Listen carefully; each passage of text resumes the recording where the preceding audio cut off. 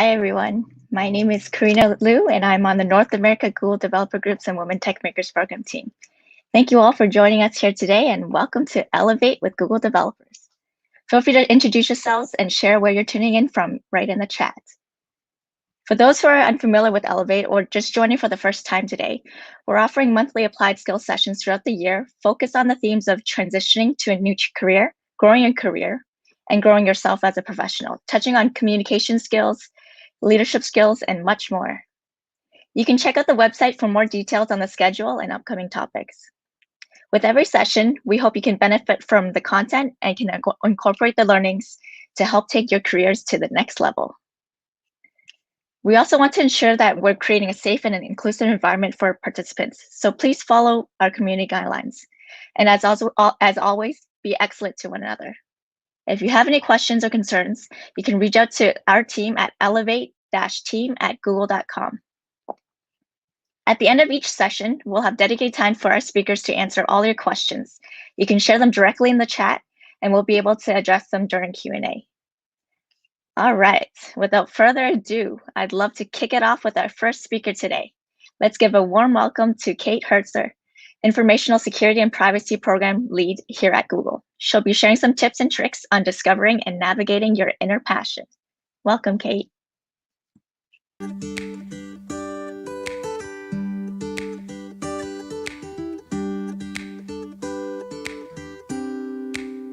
Hi everyone, I'm Kate Hertzler and I'm a program lead within Google's Information Security and Privacy Engineering organization, and I'm also a certified health coach. Today I'm going to talk to you about discovering your inner passion and finding ways to integrate your passion work into your day-to-day life and career. My views are, of course, my own and based on my experiences and lessons learned thus far in my life, but hoping that perhaps some of these tips will resonate with you and help you on whatever journey you're on, whether that is to transition to a new career or grow in your existing career, or just experience inner self-growth and exploration. All are perfectly great reasons to join this presentation today. Before I dive into the content, I thought I'd give a little bit more information about myself and particularly about the passion areas in my life and speak to how they've influenced the decisions that I've made both in my career and in my life's journey. My career has not been very linear, and that's largely been due to the passion areas depicted on this slide. So you'll see the Earth visualization here representing international travel and my passion for working internationally with teams overseas and all over the world. You'll see a cap and diploma representing not only continuous learning for myself, both in university, through certifications and through self-study, but also my passion for education for girls globally and access to education, just a topic I'm very, very passionate about.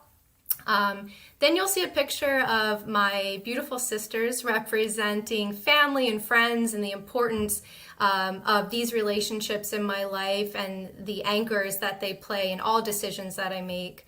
And then finally, you'll see what I refer to as the circle of life, which is more so about holistic and integrative health, which I'll share a little bit of background on how that became an inner passion of mine as we dive more into the presentation. But I'll first share a little bit about when I first heard an inner calling for myself and started paying attention to an inner passion, and that really goes back to high school when I was sitting in Spanish class and my Spanish teacher introduced me to the idea that there's this great big world out there outside of central Pennsylvania where in the United States where I was born and raised, and that I could actually live and study abroad. I was never actually, naturally that good at Spanish, but I decided to major in it anyway in my undergraduate studies because I convinced myself that this would be the golden ticket to being able to travel abroad for the first time in my life through that Spanish language study abroad program. So this was a very deep and budding inner passion for wanting to see and explore the world. It was the first time I really noticed my inner self talking and the first time in my life I noticed myself listening to it. I didn't realize at the time that it was an inner passion, but I just knew there was something within, something driving the decisions that I was now making as a new young adult. So I ended up going into my undergraduate studies. I studied abroad in Spain for 5 months, and that was officially when the travel bug bit me and changed my life forever. So pretty much from there, the majority of the jobs that I've taken or the work that I've done has always been built around exposure to working internationally, traveling overseas. Having that exposure and that experience has just been something within me that's always been a calling, whether through work or not. I was able to, with the different jobs that I've taken, they took me to living in New York City and Miami and California. And more recently, I had the opportunity to work and live in Switzerland for the last 2 years, and just recently moved back to the United States. Also through my work, able to travel to close to 40 countries. These things that I never really realized would be possible back sitting in that high school classroom, but I always knew I felt that calling, and I took my life in that direction. So I'm looking forward to chatting through how to listen to that inner calling today with all of you, not only with my passion in travel, but how I integrated education and the volunteering work with girls and access to education, how I've grounded my decisions around family and those aspects of my life. The integrative wellness piece that you'll see, that circle at the end, that's an important point that I'm going to be going into much more deeper in this presentation. And it's really a reminder that sometimes the universe just finds ways to nudge us into passion areas. So just being a little vulnerable with all of you today, along this amazing travel-filled career where I was pursuing my passions, I started experiencing some pretty frequent and debilitating migraines. When they first started, I just focused on how do I make this stop? What's the Band-Aid? How can I get back to work as quickly as possible without anybody noticing? Over time, I started researching possible root causes of this because nothing seemed to work. I just wanted to find a solution, so I was diving into the research. I was becoming more interested in it. Through my research and meeting with all kinds of doctors and healers, the passion continued to grow, and not only about finding the root cause to my migraines, but just becoming more interested in health and wellness, and also particularly interested in women's health, realizing that many women actually suffer from the same thing. We just don't always talk about it. So it's amazing how you can become passionate about another space, not necessarily by choice initially, but out of necessity. It took me almost 6 years to get to the root of the migraines, and drove me to become much more interested and passionate about health. So much so that at the start of the pandemic, I actually started a 1-year certification and am now officially a certified health coach. So I'll go into this in a bit more detail throughout the talk, but this remains one of the passion areas in my life. It came to me later in life, and that's an important point that we'll touch on of how our passions might evolve through our experiences. So here I am today talking about my journey, the lessons learned thus far. I recognize that there's much more learning and growth in my own life, but I figured why not share a few discoveries along the way with all of you to perhaps help you on your path to discovering your inner passions and finding a way to integrating them into your daily life to bring you more joy, happiness, and good energy. After all, we have this one life to live, and if this last year taught us anything, why not be happy? Why not pursue the things we're passionate about with the people we love as much as possible? So in terms of the agenda today, I'm going to dive a bit deeper into what inner passion actually means. Then we'll look at ways to discover your inner passion if you haven't already. And then we'll discuss ways to integrate it into your daily life and career possibly. I'll do a quick brainstorming session with you and a short meditation, and then finally wrap up and have some Q&A.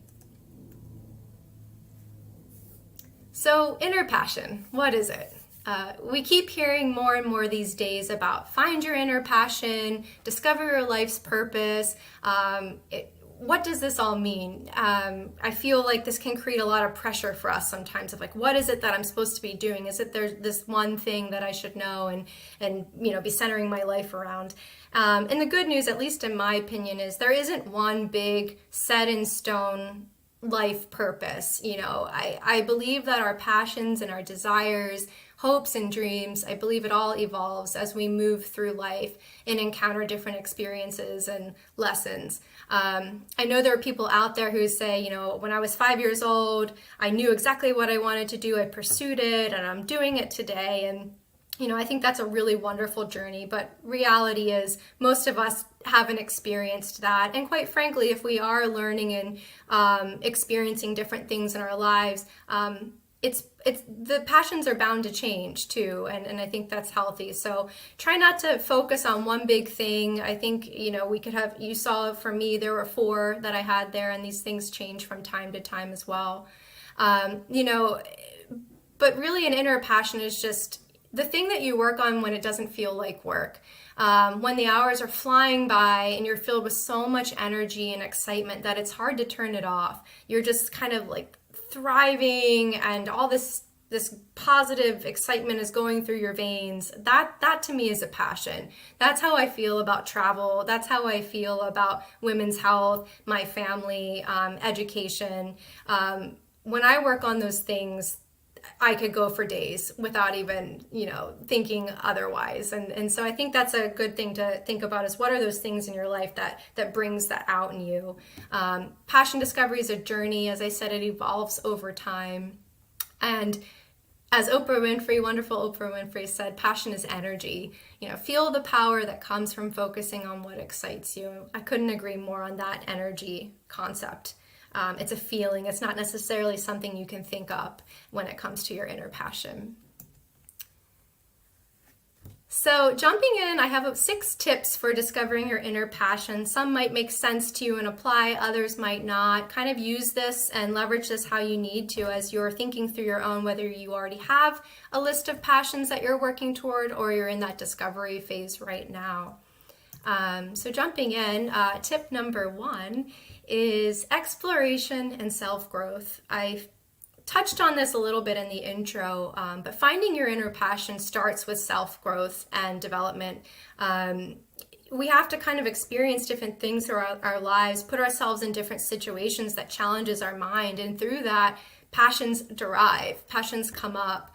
So I think that's really important in our lives to stay on that journey.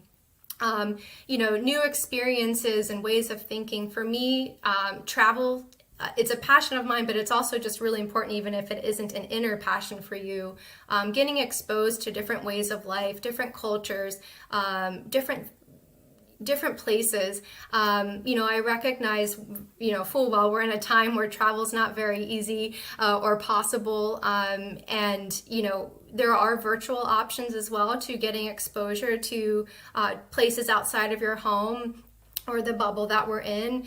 You could do virtual museum tours in Paris. You can join virtual conferences in Africa. There's so many different ways to engage and connect with people all over the world, and I definitely recommend that. Continued education, another way to continue to explore and grow, whether it's through university, through certification programs, self-study, interesting documentaries, picking up books that might not, that you might not have much knowledge on a certain topic, just constantly challenging your brain and taking yourself into spaces that you might not have the knowledge that maybe you'd want. So definitely recommend that. And look beyond your profession. I think this is a really important one for so many of us, and I'll go into it a little bit later too again, of just because you work in a certain area and you have for a very long time or not, doesn't mean that that's the only place where you can research and grow your skill set. Try not to bubble yourself into one area, especially if you're not working in a passion area right now. Give yourself the opportunity to outgrow that comfort area, spread your wings, and don't box yourself in there. And so yeah. Jumping to the next tip, slow down. Turn off the autopilot. This is one that I have to remind myself of so often. It's so easy to get caught up in the day-to-day and into the weeds. I'm a to-do list girl focused on, all the tasks that I have to do or thinking about the past, and you can get stuck in that. So it's important to kind of get back into the present, live a more deliberate life, get out of that autopilot mode, pause, turn the attention inward. When you pause, parts of yourself that you might have shied away from or lost contact with might begin to resurface. So enjoy the now. A lot of clarity can come from that. Also make the space to slow down. It's easy to say it, but then we have to do it in practice. Find space to meditate, to take breaks in your day, go on mindful walks in the forest, take a vacation. And I can't stress that more in this virtual world. I think a lot of us have been holding off on the vacations just because it's hard to travel. Take the time, shut your work down and focus on your passion areas if it's not part of your day-to-day work. Just allow that time to reconnect with yourself, and that's when your inner self will start to speak to you more. And then, allotting the time. Make sure that you schedule time in your days, in your work days. Don't save your passion work for the end of the day when you're exhausted. Build that into your morning hours, build it into whenever your mind is fresh, and that you can really dedicate the time to either creating a list of your passions and understanding them more, or diving into them very deliberately and better understanding them. So that's a really important one to make sure that you're doing, just slowing down and taking that time. The next tip I have is discover and explore you. It's easy to kind of lose sight of the things that drive us and excite us. And so I would challenge you to think about some of these questions, like what comes easy and natural to you? What did you enjoy as a child? What were the things that growing up really excited you and you wanted to spend time doing? And what are books and magazines or even Netflix shows that you tend to gravitate to? Why? For me, without a doubt, it's women's health magazines and travel magazines and Netflix programs. That's where I'm constantly going toward. I know that this is just oozing out of me, this passion for those two spaces. So pay attention to those things. Where do you naturally gravitate? And then, as I mentioned earlier, what life experiences or struggles have you navigated through that might be gently nudging you toward that passion? For me, it was the migraines pushing me into women's health and just health coaching in general. But pay attention. Sometimes this stuff happens to us and we don't always know why it is happening. But if we can take from those lessons and take from those struggles and use that to drive the passion that we work on, and better yet, to help others, it's a great way to tap into that. So my next tip is also a very important one. Don't pursue someone else's dream. I'm sure many of us experienced, growing up, parents kind of having a desire for what they wanted us to do when we got older, so taking a step back, what did your parents want you to do when you grew up? Are you doing that today? Are you doing that because it's a passion of yours, or because you were kind of set on that journey by somebody else? So just kind of doing that reality check with yourself. What does society expect of us? There's a lot of gender roles and expectations in terms of what we should be doing. Challenge that. Make sure that you are in fact working and pursuing the things that directly align with you and what makes sense for you. And what did your less experienced self expect of your now current adult self? What I wanted to do 20 years ago might be very different from what I want to do today, and just kind of having a check there. Same thing with what I studied in undergrad might not be the things that I want to, work on today. It's okay to shift. It's okay to, move your passions and shift them over time as you learn and grow and evolve. So just asking yourself, are you fulfilling your dreams or somebody else's? That's a very important question to tap into. I would be remiss if I didn't mention health because I am a health coach now, but I do really, really believe in the benefits of staying healthy, overall health, not just exercise and diet, but everything that ties back to physical, mental, and emotional well-being. If you're not in the right mindset or if you're not feeling well, it's going to be really difficult to listen to your inner callings, let alone pursuing them.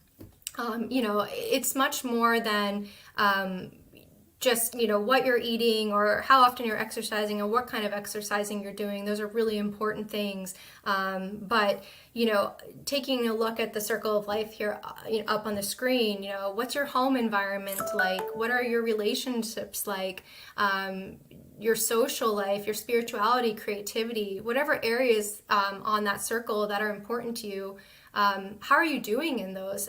Because they all really greatly affect your physical, mental, and emotional well-being and your desire to pursue and improve in those areas. This last year has challenged us all in so many ways, and so just kind of tapping into where you could be putting more work and effort just on yourself in the health space is going to organically help you move toward your passion areas, because you're going to have the energy and the desire and the drive and the just overall feeling of wellness to be able to pursue them. So very big, important topic here. I'm also happy after this to connect with anybody who's interested in diving a bit more into the circle of life concept and better understanding areas to work on and how you can improve your health overall, holistically speaking. And the last tip I have for you today is don't box yourself in. I have a few points here, one being around age.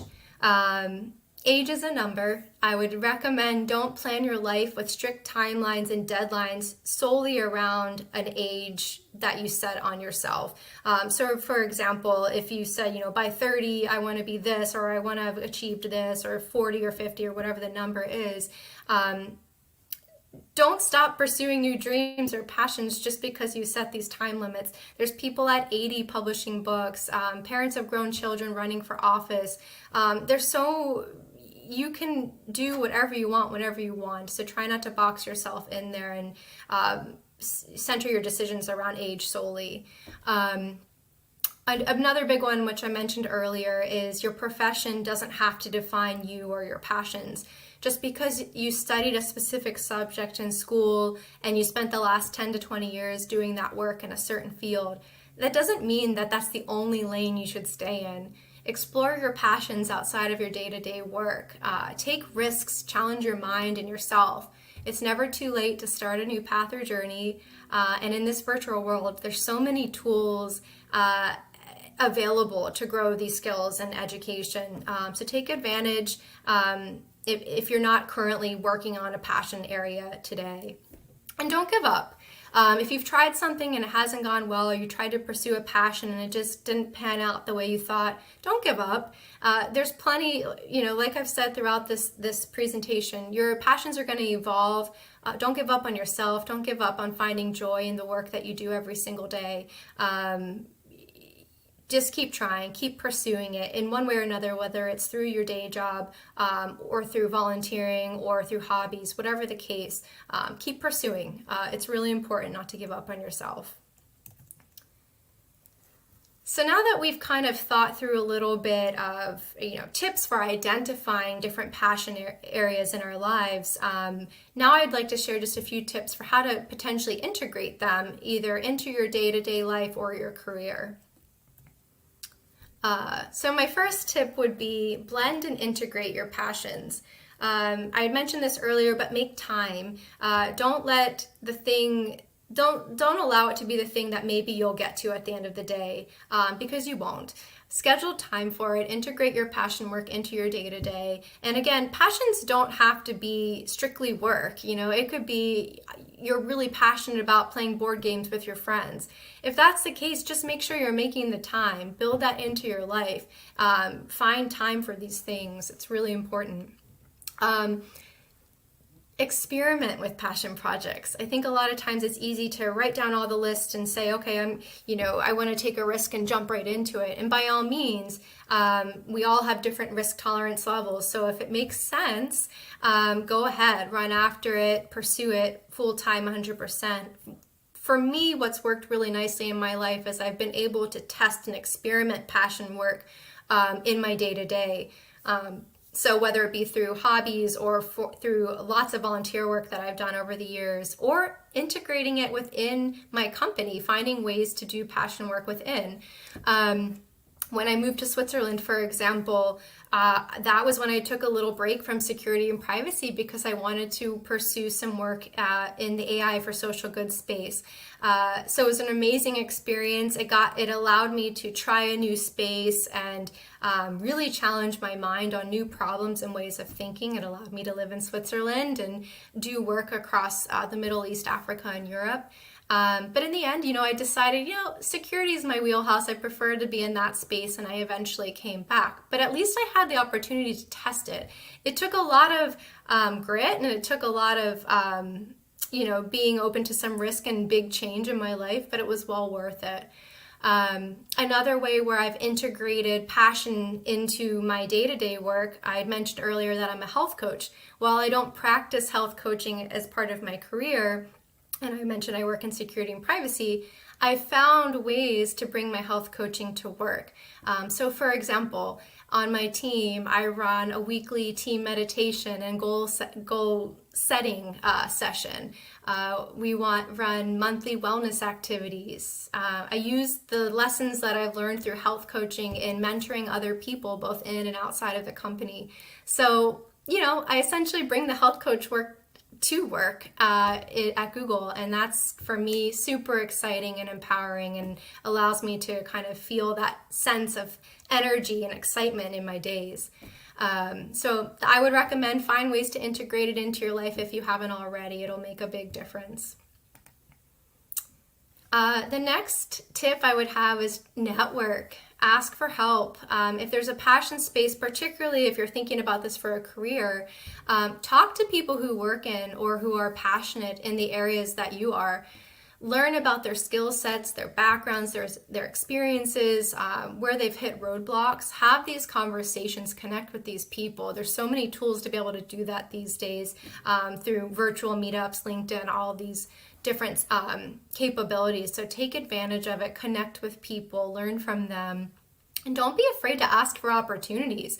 If there's a job opportunity in a completely new space, but it aligns with your passion, talk to the people who work in it. Ask what background and skill sets they're looking for, and if it makes sense, ask them for help to guide you and to get you into that space. Take advantage of it. And definitely seek out advisors and mentors in your life, regardless of your inner passion or not. It's good to have folks, trusted advisors, and people who you can go to with new ideas or things that you're looking to test out. Passion areas are a great way when you're thinking about taking your career in that direction to kind of brainstorm ideas with your mentors. So definitely take advantage of that. It will be very helpful for you, like I said, not only in passion work, but just in general in your careers. And the third tip I would say is, if you aren't spending your everyday and your day job focused on the passion work that you want to do, still try to find ways to connect the activities in your day-to-day life back to your personal values and your personal mission and these inner passions. If you can find ways to bring a sense of connection between the two, it'll help to grow and put out the positive energy and vibes, right?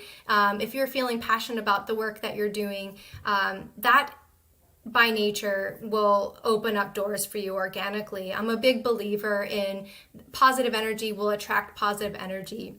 So if you're finding joy in your daily life and career, then you will continue to attract that positive energy and continue to move in a direction that organically guides you towards your inner passion. So those are sort of my tips and tricks on finding your inner passions and integrating them into your life. I've kind of given you guys a lot of information to think about. And so what I wanted to do in the last part of this talk is to do a quick brainstorming session and a very, very small meditation to help us pause and to kind of take in what we've just learned today. So for this, you'll just need something to write on. It could pen and paper, your phone, whatever you have on hand. Nothing, not a big exercise, but just something where you can jot down some ideas. And so just moving into the brainstorming. So in a world where you can be anything, where money and time aren't necessarily drivers of this decision, and where you have a choice, what would make you truly happy?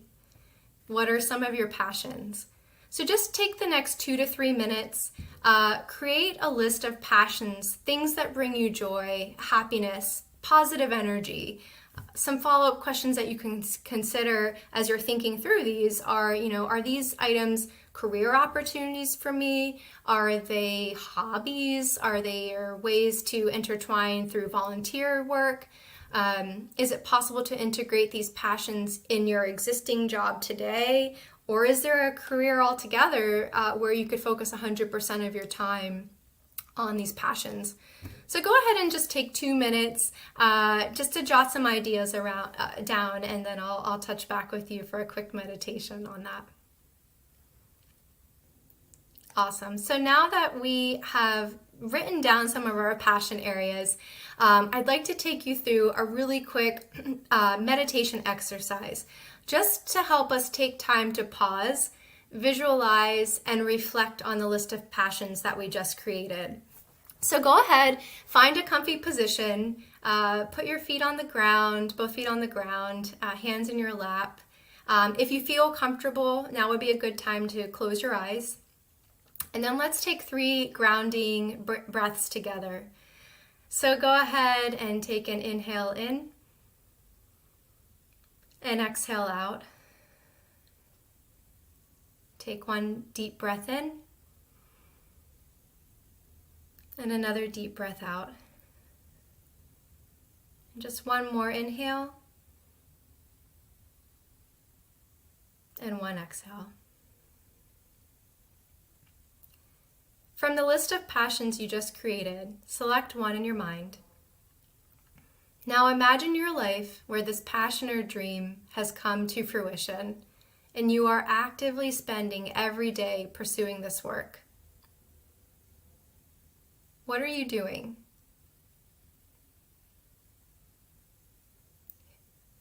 Who are the people, if any, surrounding you?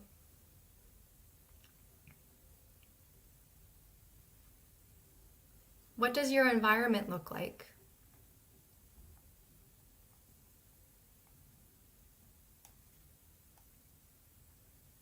What do you look like? Are you happy?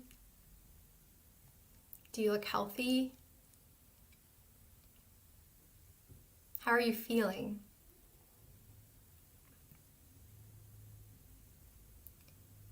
Everything that has led you here today is because there is a part of you who knows that it deserves to be happy. Feel the love, the joy, the happiness, just in being, just in acknowledging your inner being and passions. Let's take 1 more deep breath in together and a nice long breath out. Now feel free to start wiggling your fingers and toes, and go ahead and open your eyes when you're ready. Hopefully this was helpful. I encourage you to continue to brainstorm your passions, to meditate on them. Your inner wisdom will guide you if you allow it, and I promise you'll start to see a shift of energy if you focus on your inner passion and on what brings joy in your life. Harriet Tubman quote here, always remember you have within you the strength, the patience, and the passion to reach for the stars to change the world. I hope you found this session helpful. For some of you, this may have been the first time you were really stopping to think about you and what makes you happy and excited. So continue with these exercises and exploration. for yourself. And thank you so much. Thank you for taking the time to listen to me, to tune in. Feel free to connect with me over LinkedIn. Sorry, I have yet to become a famous Twitter or Instagram influencer, maybe someday. But for now, feel free to connect with me. Happy to keep chatting with you offline. And, I'll turn it over to Q&A. Thank you so much.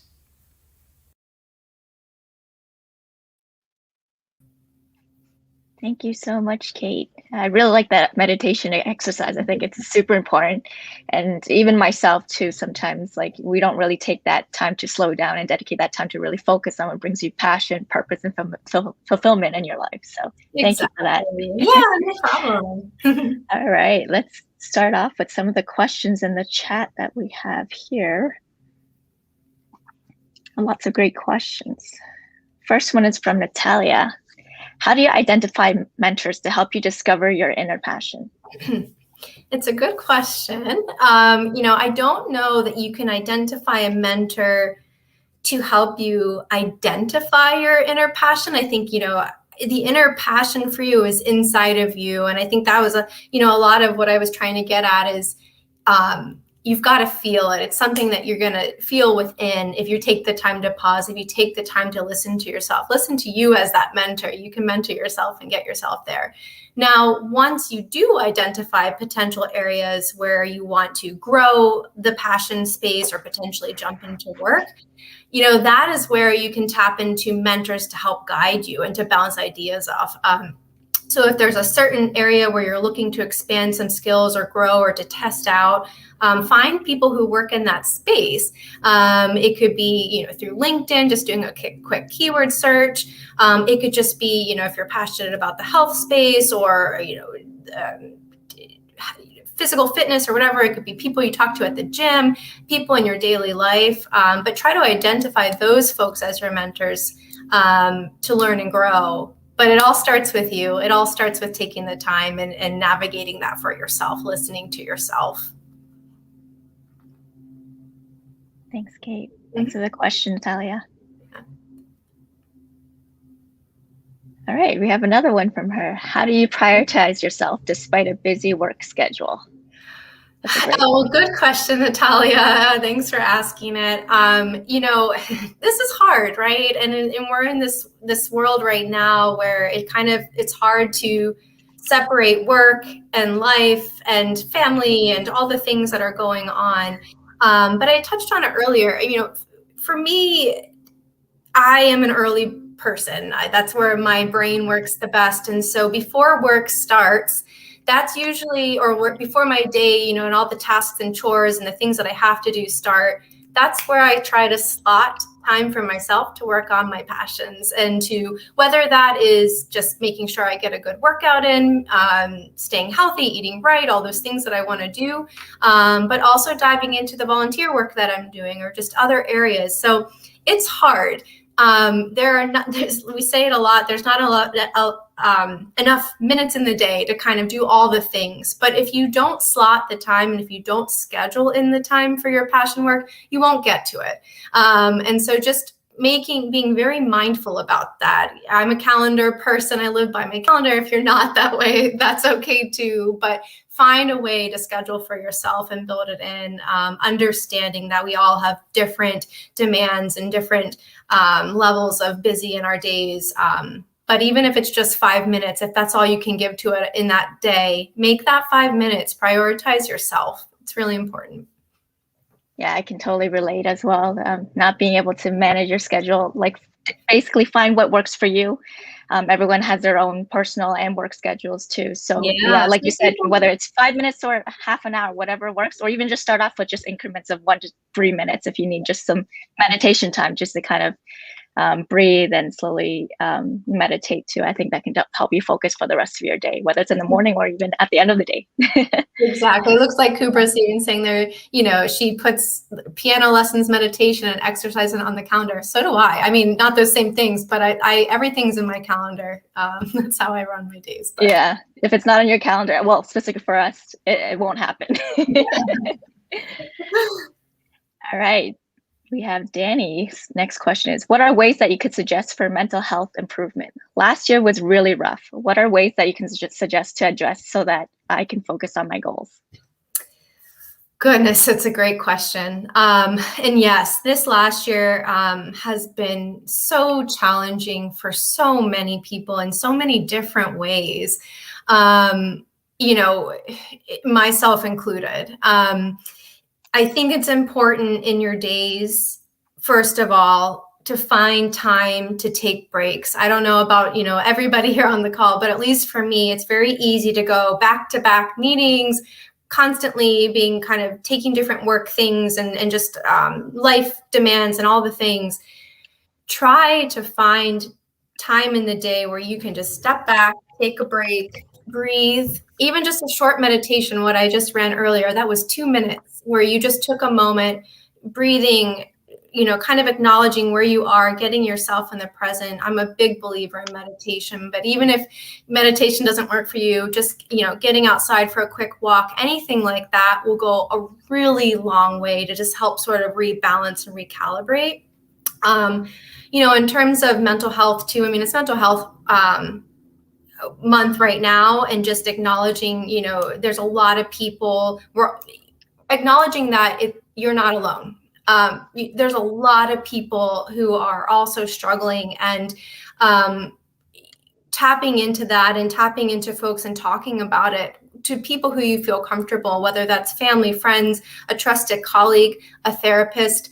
All of these routes are healthy, and I definitely recommend don't isolate yourself. Make sure that you're communicating and having that conversation. I just attended a wellness talk right before this one, and mental health and wellness. And, it was VPs at Google who were talking about their mental health journeys, and just hearing other people who are going through very similar things and struggling. It just makes you feel not alone, and it makes you know and understand that there are other people out there. Help is out there.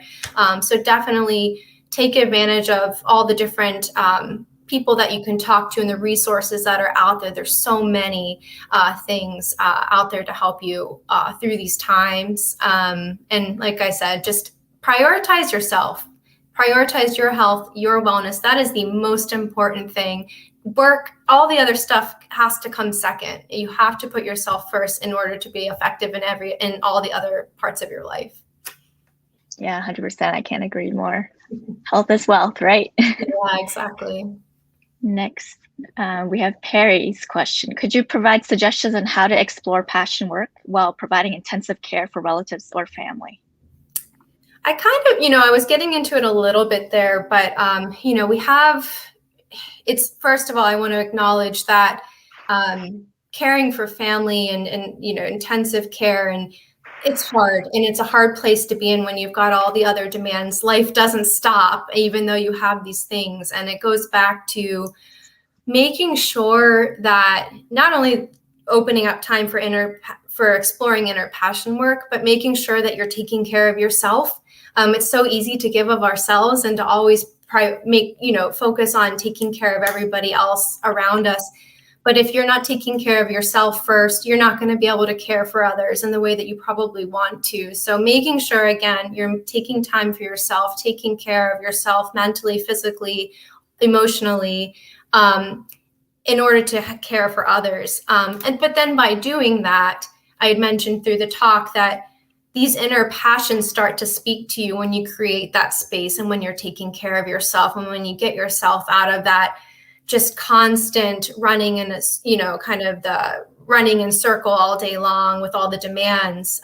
Take 5 minutes, anything, to just kind of reset and explore you can explore your passion work more easily by just taking that time for yourself. But even with intensive care and caring for family, I know a lot of people are at home now with small kids and juggling work and chores and all the things. I think I saw another question about that somewhere. It's, again, going back to scheduling that time for yourself, planning for it, building it into your day or week, or however you want to do it. Passion work, I'd mentioned in the talk, doesn't have to be the work, your actual full-time job every day. It could just be that you're passionate about a book club, or you're passionate about or reading, or passionate about board games. carve an hour out of the week to engage in that and to make that part of your life if it's not something that you can do every day. So just, your schedule, kind of the demands in it, find ways to carve out time for yourself. Thanks for your question, Perry. From Deepa, how can one continue with passion while working full-time and with family? It's been hard with online schooling, chores, and work. Yeah, no, Deepa, it definitely, this seems to be the question of the day, and it's, rightfully so. It has been, and it's not just this year, it's for, always we're experiencing this, but especially it's at magnitude this year. Again, I think it's carving the time. It's, even if it's 5 minutes, making that time to work on your passion areas, or integrating your passion areas into these chores and these activities in your day. We have our day-to-day jobs. I had mentioned I bring the health coaching to work with me. I don't have time to be a health coach outside of working full-time and all the other things going on in my life. So are there ways that I can integrate it in this passion area that I am so interested in into work? So I find ways to do that. If there's things with, time with your family or in your chores, what are ways to kind of bring the things that you're really passionate about into those things? So maybe while you're doing chores and you're really interested in learning about a new topic, or in my case, wanting to maybe learn about a new country or think about where I want to travel when things get safe again, maybe listen to an audiobook or do something like that where you can liven up the chores a little bit or bring some passion into that. But also look at chores as a way to meditate too. If you're folding laundry or washing dishes or whatever, that's a great way to be in the present and to find a little zen. There are opportunities within, if you pay attention to them and allow yourself to be in the present moment in all of these things, whether it be through the online schooling, chores, or work. Just engage in it a bit more and trying to get yourself out of the, what am I going to do tomorrow, or the planning and all of that. And that might open up the doors to be discovering your passion and working on passion areas by integrating within the day and within the tasks that you have. Next question is from Sayali. If you get to know that there is something which might bring up some change by learning, do we need to approach it even though it would take time to reach there? If I understand the question correctly, I think you're asking, this might take a really long time to get there. Is it worth the time and doing that? Absolutely. I think if it's a passion area for you, it might take a lot of time. For me, I kind of went on this wellness journey for a long time and then spent a whole year in my free time studying to become a health coach. I think if it's something that you're really excited about and that you want to explore and learn, it's not lost time. It's time that you're engaging with yourself and allowing yourself to grow. I think it's something that you definitely would want to keep looking into, making the time for and exploring. And if it doesn't pan out, or if it doesn't turn into something that you want to spend significant amount of time, at least you tried, and at least you took the time to learn a bit more and to explore. Looks like we have a few more questions here from Patrick. How do you stay focused and make progress on a main passion when you have many interests? Where do you start? Yeah, that's a great question. I think that's first of all, it's a great thing to have lots of interests. It's better than kind of on the other. I think a lot of people, and myself, I've been through this, where it's like trying to even identify what are things that interest me or what are things that bring me passion. In your case, Patrick, it sounds like you have a lot, and that's a wonderful place to start. I think it's trying to tie the passion areas into stuff that you can do in your day-to-day, and trying to figure out where are the opportunities at where you can learn and grow. And in terms of, making progress. I think it depends on what the passion area is. If it's really something that you're going to be pursuing as part of your career or as a hobby or as just like a fun event, trying to differentiate between those a little bit. And I think that'll help in maybe bringing a little bit more structure into all the ideas and areas. But, don't limit yourself. If you have, find the time for what interests you the most and jump into it and see where it takes you. And sometimes things might not take you anywhere. You might explore it a little bit and move on and it wasn't for you. And other things might open up a million doors. And so just try to explore it all and see where you get, Yeah, that's a good point, Kate. Hey, Smriti, her question is, do you have any strategies to deal with migraines? I definitely do. I don't know if that's, necessarily for this talk today, but it's been 7 years of learning and so many different kinds of migraines people are dealing with and struggling with. But happy to connect with you. I could talk for hours about this. My family knows that. My friends know that for sure.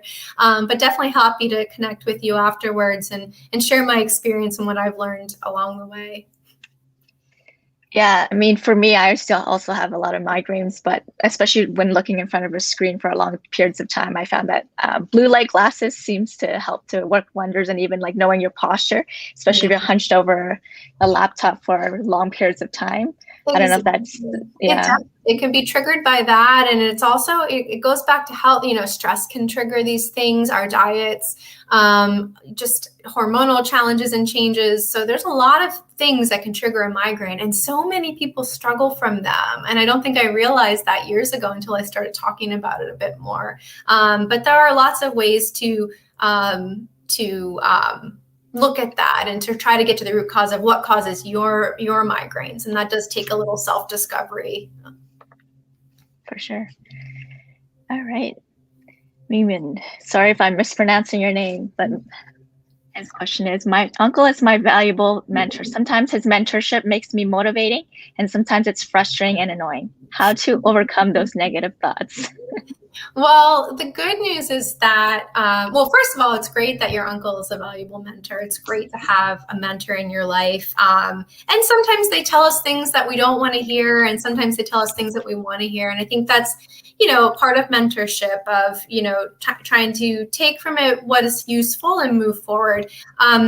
I also think it's important to know that you don't have to only have one mentor. And maybe there's a certain mentor for a certain area where you need guidance, and maybe a mentor for another space. I have a few mentors in my life that I go to for different things.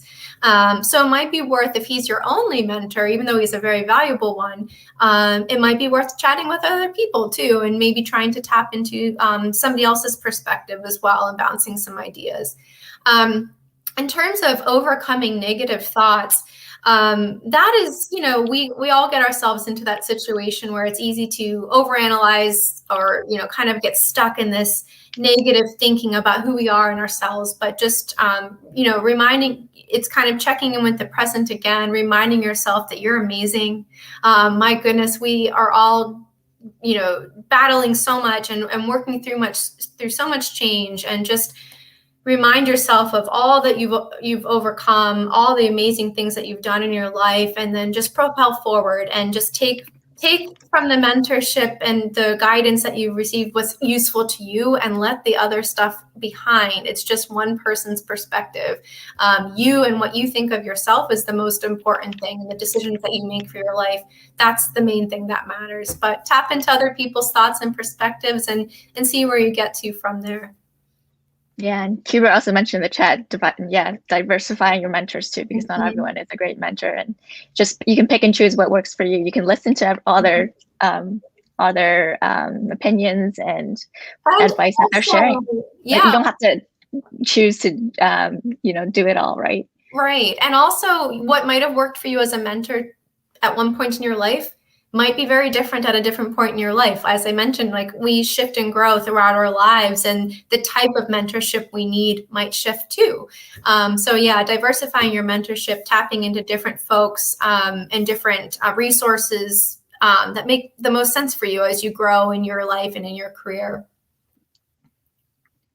All right, Danny has another question. What is my passions do not align with career goals? How can I find ways to blend them together? For example, working in tech, but I love helping nonprofits and charities. Oh my goodness, there's so many ways, right? Like, I mean, I mentioned I do health coaching work, and I go to work and I run meditation and wellness sessions. I mean, I work in cybersecurity. Like, there's no, like, if you take a step back, you would never see the correlation. But I also recognize that, a lot of people, health and wellness is a part of all of our lives, whether we work in security or not. And so I bring that to work, and I see that it's valuable not only and helpful to my colleagues, but it's exciting for me because it's a passion area of mine. You had mentioned you work in tech, but you love helping nonprofits and charities. I mean, there's so many opportunities to bring your tech skills, especially these days, into nonprofit and charity work, whether that's mentoring, people who are interested in kids and whoever, students who are interested in getting into tech, but also charities and nonprofits that need technical support.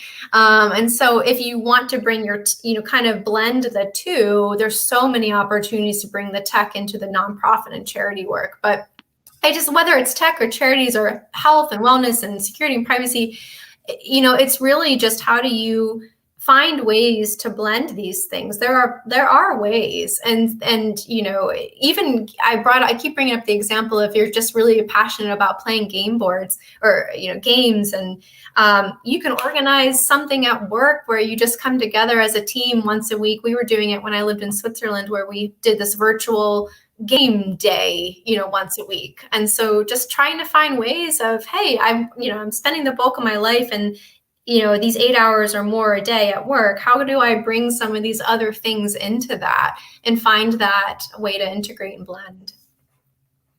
That's a great question, Danny. Thanks for asking. One from Perry. Any strategies for organizing your inner passion discoveries? In terms of organizing, I think maybe this is similar to the other question of how do I have so many passions and how do I prioritize them? I think it's, really sitting down and going through some of those steps that we went through today of identifying what they are, meditate on it a little bit, try to figure out, are these things hobbies? Are these things that you want to pursue in your day-to-day work? Are these just like fun activities or volunteer efforts? Trying to just kind of visualize what these are and how these could play a role in your life. And then I think from there, the prioritization and how you want to bring them in starts to become more clear. So yeah, just kind of start with understanding what they are and then figuring out how to integrate them in. And if you're struggling to integrate them into your work, find other ways. Hopefully that helps answer the question. From Ajumin, how do you deal with procrastination? I know we've all been there. Yes, we have, and I definitely have too. How do I deal with procrastination? I think I mentioned earlier in the talk that I tend to make these long to-do lists of all the 10 million things, and that doesn't always serve me well because then it's kind of this really long list and I don't know where to start. So it's easy to procrastinate of, well, let me just, I don't know, go down and make a green juice and just put this off for a minute. I recommend what's worked for me, especially in this work from home, or for those of you who are working virtually, but even if you're not, focus before you go to bed, think about the next day and what the top 3 things are that you want to get done, whether that's work related in your personal life, in your passion work. Write them down, your top 3 things, and focus your next day as much as you can on getting those 3 things done. For me, that helps with the procrastination because there's no confusion around, this long list of things and all the stuff that I need to get done. That'll help me sort of hone in on where I need to prioritize. And when I feel like I'm deviating a little bit, just kind of going back to that thing of, this is what I sort of committed to for myself. By this, by the end of this day, I really want to have these 3 things done, and holding yourself accountable.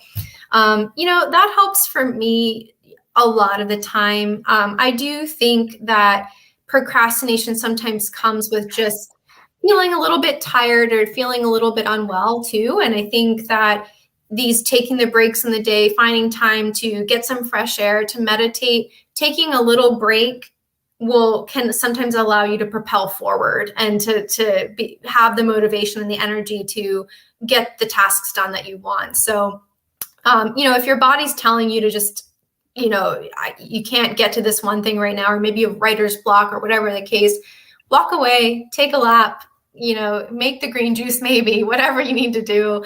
And then hopefully you can get right back to that priority things that you've set for yourself for that day.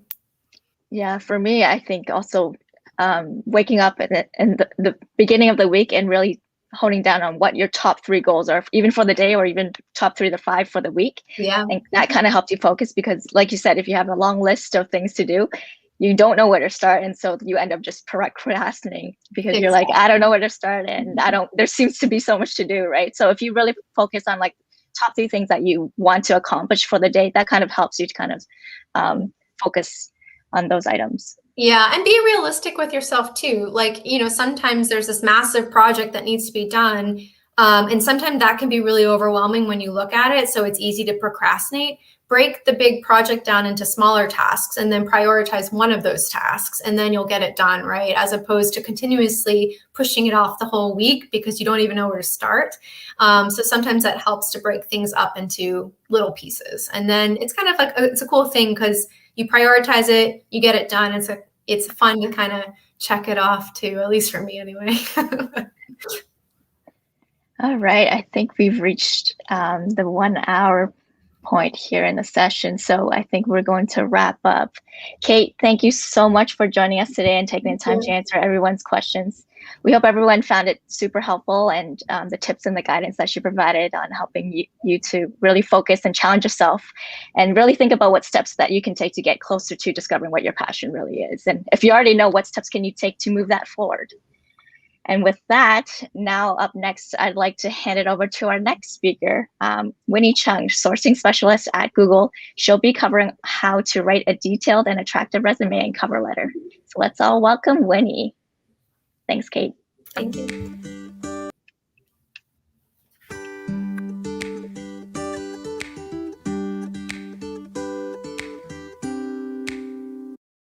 Hi everyone, my name is Winnie and welcome to the Resume and Cover Letter Workshop for Elevate Google.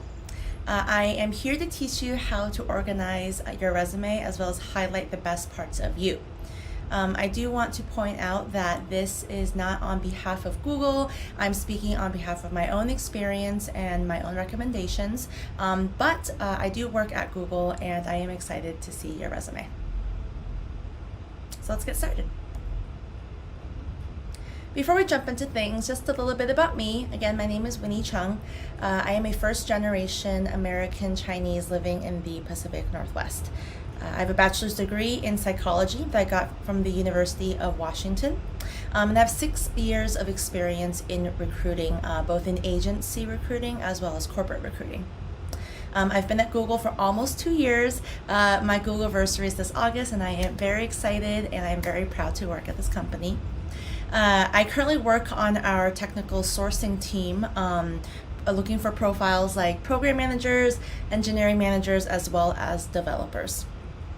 A few facts about me. I love being a candidate advocate and I love helping others. That's what really fuels my fire. That's what gets me to wake up in the morning. I really love to dig into you and what you want to do, what kind of goals you want to achieve in your career, and strategizing on how best to get you there. A little personal though, I am a dog mom as well as a cat mom. There's a picture of my fur babies. That's Amidala the cat and Toki the dog. And yes, they are the same size, and yes, they get along. In fact, they wrestle, and I believe that Ami is actually behind me right now. So she'll be joining us in this recording, or in this session as well. I also am a pretty wise person. I get that from my dad. So a lot of my suggestions come from a soulful place that requires some kind of self-reflection. So I really believe in getting to know yourself the best, as you are your number one advocate, and then that way you can share the best parts of you.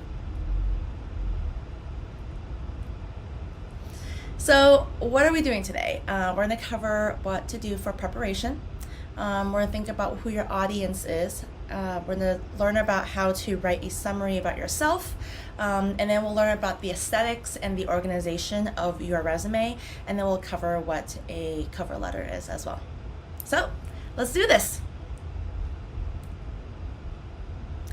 Before we jump in, just want to center us and think about, well, I want to share with you what I think a resume is, which is, I think a resume is a trailer to a movie, and you are the movie. The goal of the resume is to get us excited to watch your movie. It is not possible or even fair to describe yourself in 2 to 3 pages or in bullet points. What you want to do is to best your best foot forward and highlight the most exciting, impactful, and intelligent parts of you. The resume will get a recruiter like me to get excited about you. We want to talk to you, and if your resume is neat and detailed and concise, we will try our very best to get a hold of you. All right, so preparation. I like to think about preparation in 2 different categories, mental and physical. Because when looking for a new job or changing careers, preparation is key. In terms of mental preparation, what I think is best is if you are honest with yourself in terms of your proficiency in your skills. We are all on a spectrum, and that is okay. So if you are really fluent in one thing, but maybe just okay at something else, or maybe a beginner at something else, that's fine. I recommend listing that in your resume because it tells employers what you can bring to the table. And if they hire you, then you set up really great expectations right off the bat. The next is to dig deeper to expand on your skills. So there are different types of skills in everything that you do. And it kind of takes a little bit of thinking and self-reflection to kind of pull out exactly what those skills are, either soft skills or technical skills. We'll go ahead and talk about that later. The next is I like to think about the resume in a top-down approach, which means to start at the top, work your way down. Start with your most recent skills and jobs, then go backwards as you go down the resume. The next is physical preparation, excuse me. So read through the job description. When reading the minimum qualifications, ask yourself, can I do this? And if you answer yes, then awesome. Keep reading to the preferred qualifications. If you can also answer yes to every single bullet point that you read, then even better. Keep this job description handy because we are going to be referring back to it throughout the resume. The next is research the company because we want to know that you know what we're all about. What are our values? What are our goals? What are the products? So that we know what you can bring to the table and what you can add. It also shows that you like us and you're excited about us, which is even better.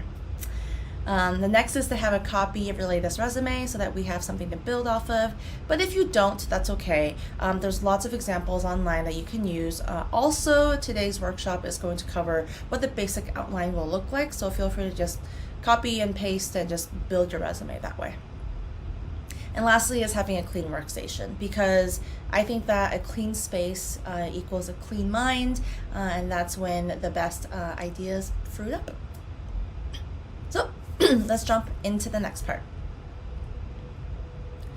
So your audience, what do recruiters and hiring managers want to see? When writing your resume, think about who is going to be reading it. It is most likely a recruiter like myself or a hiring manager. We have our goals in mind, which is to fill the specific role with a specific skill set. The better you match the role, the better the fit, and the more likely you are to get a call back. So how do you do that? First, keep it concise. Like a trailer to a movie, we only really spend about maybe 5 minutes, 10 minutes tops reading through the resume. We are looking for specific skills that match the role that we are hiring for, which means keep it clear get to the point, take out the filler stuff. We want to know exactly what kind of work you did. The next way to keep it concise is to determine the length of your resume. The length of the resume, it really depends on how long you've been in the industry and how much relevant information you have for the role. Feel empowered to eliminate and add and expand and retract information on your resume as you continue to edit it. Again, the important part is to keep it relevant. Next is highlight your impact. We want to know what contributions you've personally made to the project or the product you've worked on. Who did you work with? What skills did you use? What languages or frameworks or cloud technologies did you use? Was it back-end or front-end? Did you lead others? Did you mentor others? How did you grow? What did you learn? If you have multiple roles with the same job function, highlight how they are different. Perhaps you've led or mentored others in one but not the other. Perhaps one was a cloud-based application, not the other. Or maybe you got to dip your hands in automation. Show us how you've progressively grown as a professional. Lastly is match. Employers are looking for the right match. I'm looking for the right match. Their team is missing a specific skill set to complete the team. We want to highlight those skills, and those skills are all listed in the job description. Okay. So the resume is a accumulation of many points about you. Help the reader out by giving us a high-level bird's eye view of who you are. And I personally love this. I remember getting my first tip on writing a summary about myself when I first joined the industry. It's about 3 to 4 sentences, and it's a summary about who you are. So basically, after writing your name and your location and your contact information at the top of the resume, give us a brief summary of who you are. Answer questions like, how many years of experience do you have? Or what are you good at? Or what are your best skills, both soft skills and technical skills? What's the best product that you've worked on? What is your special power? Here I have an example. I have a few examples, but I'll read one out loud to you. First one is, I have 5+ years of experience building well-factored software systems from start to finish that solve real problems. I have strong problem-solving and analytical thinking skills. I am a flexible worker who is not afraid of taking challenges, can see the bigger picture, and can balance multiple priorities.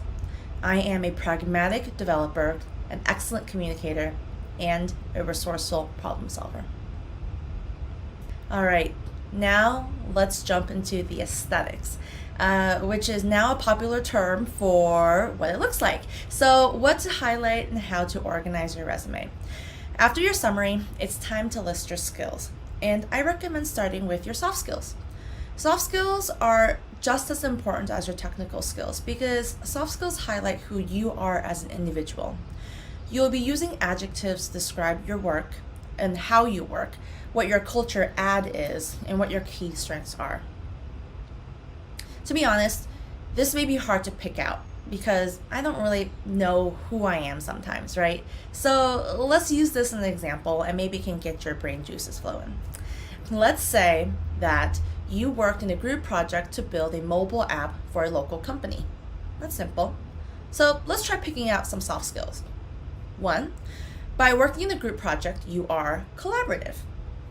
By working with a local company, you are consultative because you're trying to figure out their requirements. You may also be customer obsessed, which is a popular term nowadays. Because this is a mobile app, perhaps you get to reel in different teams like the UX design team, and you get to problem solve how best to get how to get your best product out the door. I recommend grouping your soft skills into different categories to make it easier to read. Feel empowered to list out your skills or use short sentences. I provided an example here, which are categorized into 3 different spots. As you can see, it's also short sentences as well as listing skills. This is the format that I would recommend. Next is your technical skills. As you work, you will accumulate a lot of skills. You will learn 1 or 2 or 10 different technical skills and work on many products. Like your soft skills, try to organize your technical skills so it's easier to decipher and read. I recommend ranking your skills and listing the best ones first. Feel empowered to list what you're fluent in or only familiar with. If you have exposure to 50 different types of technologies, ask yourself, if I were to be asked this technology during an interview, can I give a meaningful answer with a meaningful example?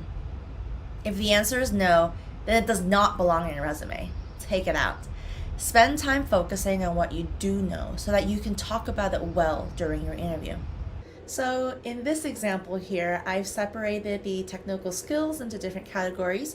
As you can see, it's separated into languages.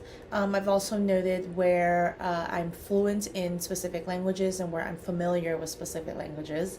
I've also included web technologies because that's important, as well as what automation tools I've used, as well as what testing tools I've used, what databases I've used, and what cloud technologies I've used as well. When you do separate your skill sets into categories like this, it just makes it easier to read, and it's really aesthetic on your resume. So after listing your skills, it is time to talk about your professional experience. Always start with your most recent experience and then go backwards. There is a golden rule out in the world of keeping your resume no longer than 2 pages. I personally do not agree with this. What I recommend is that you put on your resume what is most relevant to the job you are applying for. If you've been in the industry for 20 plus years, go back 5 years or 10, or sorry, 5 years, go back 5 jobs or 10 years. If you started off, working at McDonald's or something, or like a TJ Maxx, that's probably not relevant to working in the tech industry. So that kind of experience, you're welcome to leave out. I also recommend describing your work in a concise and detailed manner without being too wordy. How do you do this? First, you keep it relevant by referring it back to the job description. Start with verbs like designed or developed or managed or collaborated. Keep the punctuation consistent throughout the resume.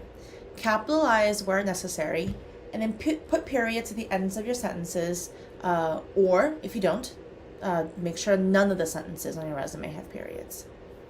The neatness of your resume reflects how you will present yourself to the team, as well as how clean your code is and how well you work as a professional. It also kind of shows us how your thought process is, and we want someone who's able to think neatly and concisely as well. So in this example here, I've provided a software engineer who is working at Google. They work on the tools and automation team. They've designed and implemented software. It also talks about what the software does, which is it manages the pipeline of the Jenkins builds. We also, developed the API of managing testbed, including SSH access libraries, and then also developed code coverage. Also developed the database and web page for managing and viewing the results of this automation regression tests. So in this example, it's just very straight to the point. This person lists exactly what they've done, what team they are on, what tools they've used. So lastly, after the professional experience, it's time to write down your education and certifications. If you are a recent graduate, I encourage you to list projects that you've worked on in your academic areas that you focused on. Treat them like professional experiences and write about them in a concise and detailed manner. Feel empowered to list the technologies in which you used for the project. Like your professional experience, list your most recent education first. If you have an MBA, list that first, and then your bachelor's. If you have publications, definitely list them on your resume. This shows your employer and the recruiter like myself that you are specialized in a specific topic. It's even better if it's relevant to the role that you are applying to. In this example here, this person graduated from University of California, Bachelor's of Science in Computer Science. Notice that they do not have their GPA listed. I don't think that GPA is too necessary unless it's asked of you. So that's just a little pointer from Winnie to keep in mind. However, this person did list the project that they worked on during their courses. So it was a collaborative online note-taking application. Just like for professional experience, this person listed out several sentences which detailed the project. And then, as you can see at the very bottom, they've also listed the technologies that they've used in sequence. I really recommend doing that because it really just shows us, what you used in your academic world in the professional setting. Okay, now we get to go talk about the cover letter. The cover letter is like a trailer to your resume, which is already a trailer to you. And I'll be honest, out of 500 resumes that I look at, I've gotten maybe one cover letter. They are not as popular nowadays, and that is okay. I am personally interested in looking at your resume because it should have all the relevant experience and information listed. In fact, you will even have a summary of yourself at the top of the resume. However, cover letters do not hurt your chances of getting an interview, but only if you do it right. So if you do choose to write a cover letter, here are my recommendations. The first one is to keep it short, no longer than half a page. Make it easy to read, quick and to the point. The longer it is, the more verbose it is, the less likely the person will read it, and honestly, the more turned off they will be in terms of wanting to call you. Again, we want our candidates to be concise and clear. Second is to answer the following questions in your cover letter. The first one is, what role are you applying to? Then, what do you know about the company? What skills can you contribute to the company? Third is, what is your background? Why are you a good fit for this job? And then what can you contribute to the team? And then third is, show your personality if you can. I like to check my work by reading my letters out loud. This helps me make sure that the letter flows well and makes sense. And here is an example that I have written for you. So, dear sir or madam, I am writing to apply for the software engineer positions at Google's Mountain View location. Google is a leader in our industry and is driving innovation in areas such as geo and cloud computing. I want to work for Google so that I can contribute to this innovation, build impactful software, and deliver mindful products to our users. I have 5 years of experience with front-end technologies like HTML, CSS, JavaScript, and React.js. I also have significant experience with server-side object-oriented programming in languages such as Go, C++, and Java. I thrive working on complex projects with tight deadlines, taking on leadership roles when necessary. I believe that my strong analytical thinking and problem-solving skills, solid computer science background, and team-oriented attitude and experience developing software make me an excellent fit for Google's engineering team. I would welcome an interview and look forward to hearing from you. Sincerely, Winnie Cheung. As you can see, this letter addressed all of the questions that we asked ourselves, and it flowed well, and it showed a little personality. Well, thank you so much for attending Elevate 2021 and my resume and cover letter workshop. I hope that this information was useful for you. I hope that you can take this and shake up your resume and make it special just for you. And I look forward to seeing you in the live Q&A and to answer any questions you may have. All right. Thank you so much, Winnie. Welcome. Hi, thank you for having me.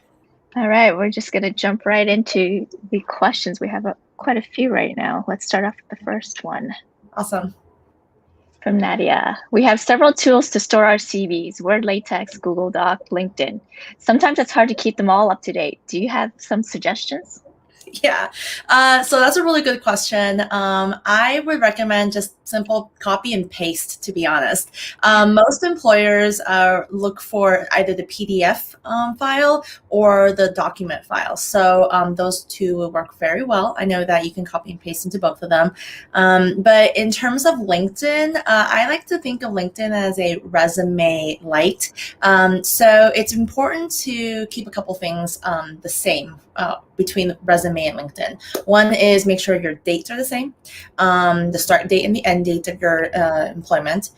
Second is to keep your education consistent. And then third is if you want to put your summary that you have on your resume onto your LinkedIn, that would also be super prime. But in terms of, keeping your LinkedIn like super detailed and telling your employers to refer to your LinkedIn, I recommend against that. I think that nowadays we still really value resumes, even though LinkedIn is such a popular tool. Great question, Nadia. Yeah, I hope that answered your question, Nadia. From Alicia, if we want to make a shift, how do we position that on a resume or through applications? I guess my question is, what is considered a shift? Maybe a career shift? I think that's what she's referring to, yes. Okay.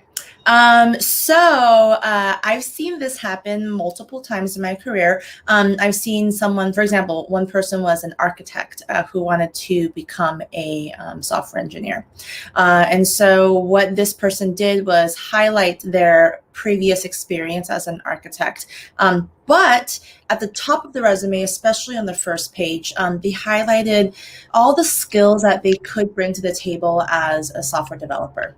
And so highlighting, what current courses they're taking right now, what are the current steps that they're taking to get their career into a different spot.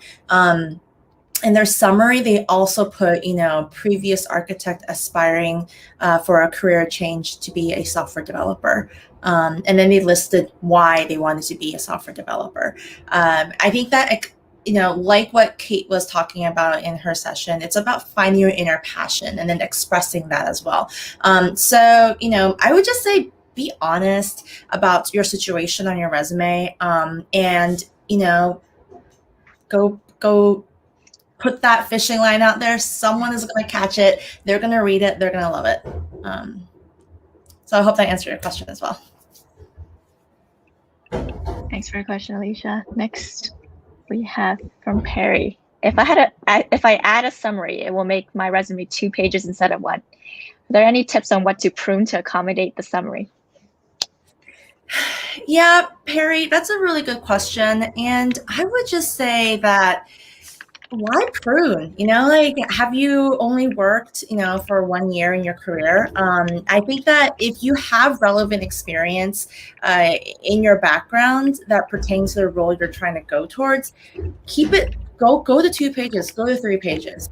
I think that is totally fine to do.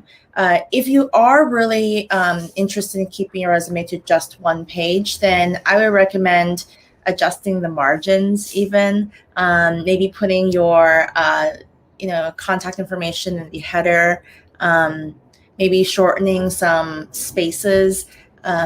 So my concern in terms of keeping your resume to 1 page is that it's going to lack detail and it's not going to show us your full and truest potential.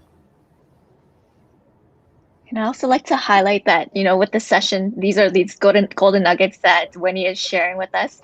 It's she's speaking on her behalf and on her experiences, and she's not speaking on behalf of Google Alphabet in terms of like interviewing the process and everything like that. It's just whichever role that you're looking into transitioning to or leveling up your career. These are just some helpful tips as you're forming your resume and cover letter. Yes, thank you for that call out, Karina. I would say as I'm answering these questions, I'm thinking about my time in agency. I'm thinking about all the different resumes I've seen in my career and how people have moved from one space to another. So it is not just for Google. It is for you and for anything you want out in the world. All right, next up, a question from Natalia. Winnie, if we have skills that we learned but haven't worked with yet, can we mention them in the tech skills section of our resumes? Yeah.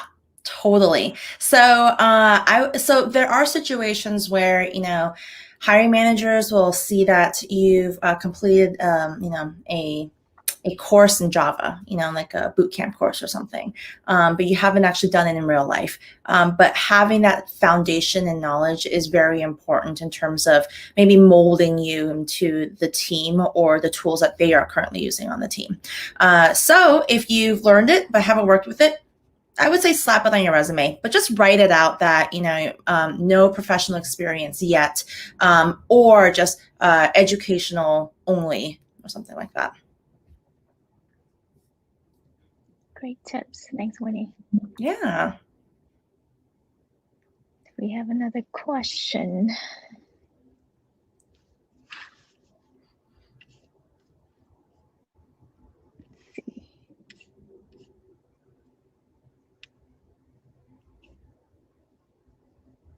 Yes, we do, from Sigurd. Hi, Sigurd. When applying for Google Jobs, the site says no need for a cover letter. Your resume speaks for you. Do you recommend a cover letter? So this can be just for any employer, right? Not just at Google. Any employer, yes. It just so happens that I didn't know that Google didn't recommend a cover letter, actually. So I totally forgot that. But in terms of a cover letter, like I had mentioned, it's not necessary. Out of the 500 resumes that I've looked at, I get like one cover letter. And again, if it's over half a page long, most likely I only read the first couple sentences. Again, as a recruiter, I'm mostly interested in your resume because it should already highlight the best parts of you. So if you are going to write a cover letter, there are those points I recommended in terms of keeping it clear and concise and succinct. Yeah, it's like a trailer, as you said. Yes, exactly. All right, Bad's question. Hi, Winnie. Can I put my future internship on my resume? Yes. So first of all, thank you for calling me Winner. I really do like that nickname. It's one of my favorites. But I would say yes, put your future future internship on your resume. But just make sure to highlight that it's a future internship. I think that putting, a date that starts in the future could work, but as a recruiter, it can be a little confusing. We're like, why is this happening? We have to make assumptions that you're going to have this internship in the future.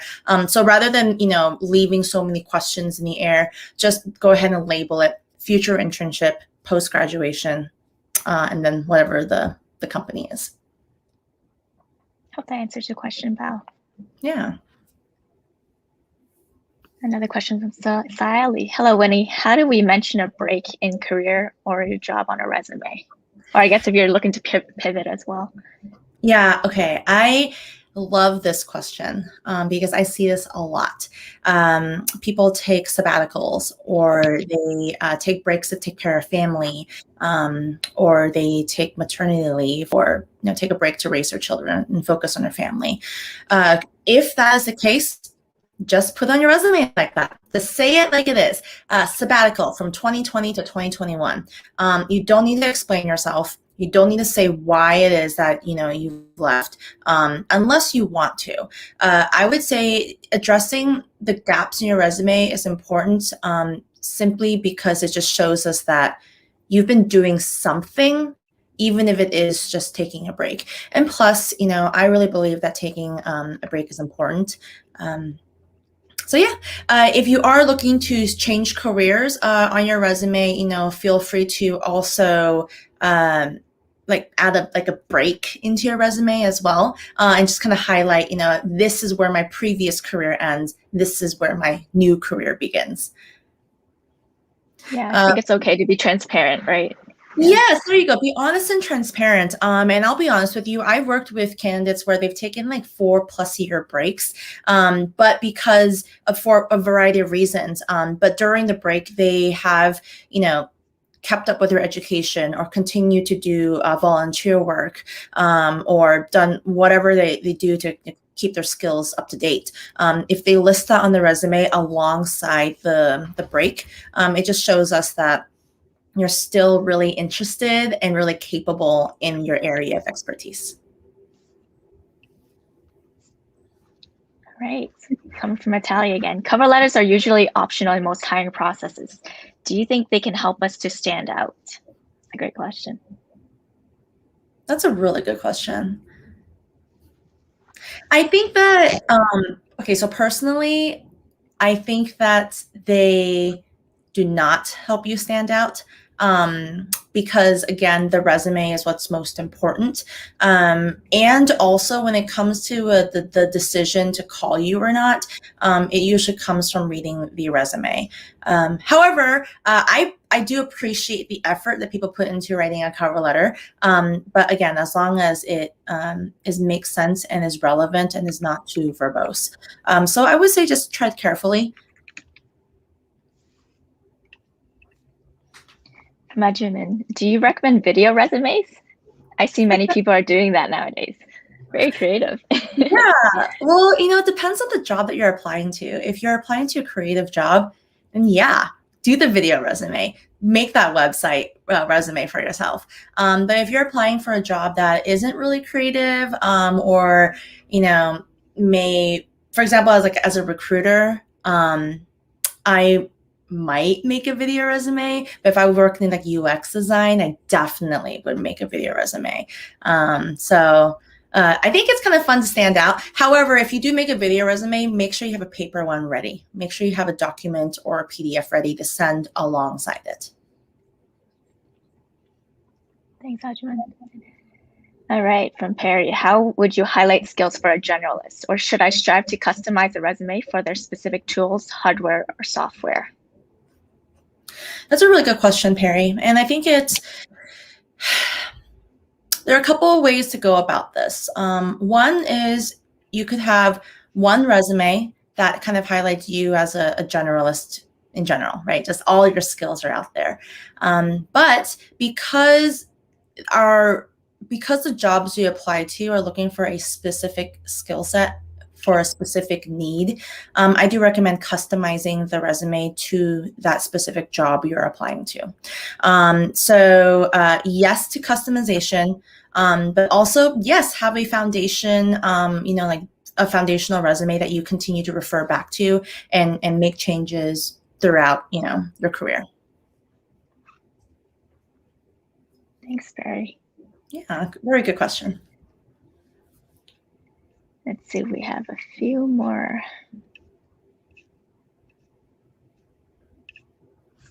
All right, great. One from Deepa. Could we add online learning when you have a break? Absolutely. If you're taking a break and then you're also taking classes, please list that. A lot of times I ask this question, or I hear my peers ask this question, hey, Deepa, I noticed that you did not work from 2017 to 2020. What did you do to keep your skills up? And so if we ask you that question, then you can say, oh, as you can see in my resume, I completed, XYZ courses from this university. And so that just shows us that you have been, again, really on top of it in terms of keeping your skills up to date and sharp. Especially these days too, there's a lot of online videos and tutorials and learnings that you can do.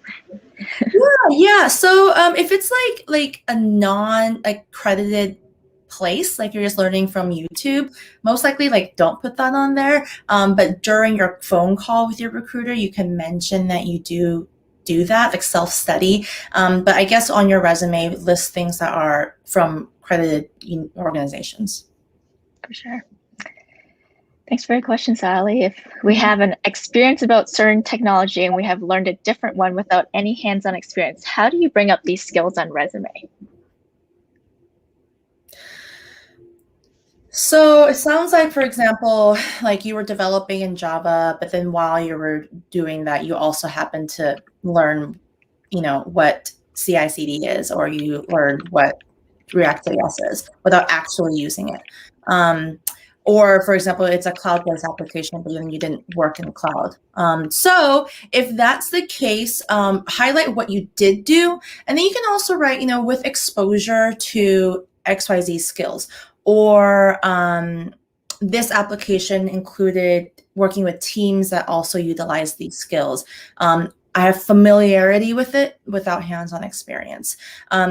It's not a bad thing to list things that you have not had hands-on experience with, because it shows us that you at least know what it is and how to talk about it, and that shows that you have the potential to learn about it in the future. Great question, Sally. Yeah. We have a few more, I think. One from Sarah. While some skills are quite transferable, could you share some tips on how we should highlight an interest to shift industries, for example, from finance to tech? Yes. So I would say it's definitely really important to highlight this in your summary at the very top, because it shows us what you've been good at, but also what you want to do, what your passions are, where you see your next step is. I know personally on my resume, throughout my whole career, I was searching for a place that would allow me to use my creative energy and untapped ambition. I literally used those words and put that on my resume at the very top as a summary for myself. And guess what? Google bit, and it is a place that really values those skills that I have. So in your summary, just write that out. Just speak it into the world. You have great experience in the finance industry. We're looking to switch into tech industry because XYZ. And then when you talk to your recruiter, their job is to listen to you and to help you. So you can also further explain to them. And then if they believe in you, then they'll help advocate for you. For sure. All right. From Nadia, in our CV, what level of detail should we describe our different positions? That's a really good question, because I'm sure that you've worked on a lot of different things in your job, especially if you've been there for like 5+ years, right? So I would say highlight the projects or just the projects that you've had the most impact on, you've gotten the most experience on, perhaps projects that you've led, or projects where the most hot skills are being used today. In terms of detail, I don't recommend writing every single little detail. Instead, focus on maybe like 5 bullet points and then highlight, what the project was, what skills you used, who did you involve, what was the outcome. It's kind of like when you're interviewing, you want to use the STAR method. Think of writing your resume in the STAR method as well: the situation, the task, the action, and the results. But keep it in like a more concise manner in your resume. Yeah, I think that's important, being able to focus on the main substance and then more on how you fulfilled your responsibilities along the way. No, exactly. Like, for example, I'm sure that you ran lots of different programs, right? But maybe you want to put just Elevate in your resume. All right, Natalia. Hey, Winnie, do you recommend us to have a volunteering or leadership section within our resume? Yeah, I actually personally really enjoy reading volunteer sections. I've seen resumes where someone's worked at Cisco for 20 years, but then they actually volunteer every weekend at like a soup kitchen. That just kind of showed me that they were, they have that compassion and humility to be able to do something like that. And that they don't have a big ego, right? So it's really interesting to see what people do also outside of their workplace. In terms of leadership, if you are looking for a leadership position or looking to grow into leadership, then yes, put your leadership experience on there, or highlight, the top 3 leadership projects that you've led and completed. But again, if you are to write out these sections, be ready to talk about it during an interview.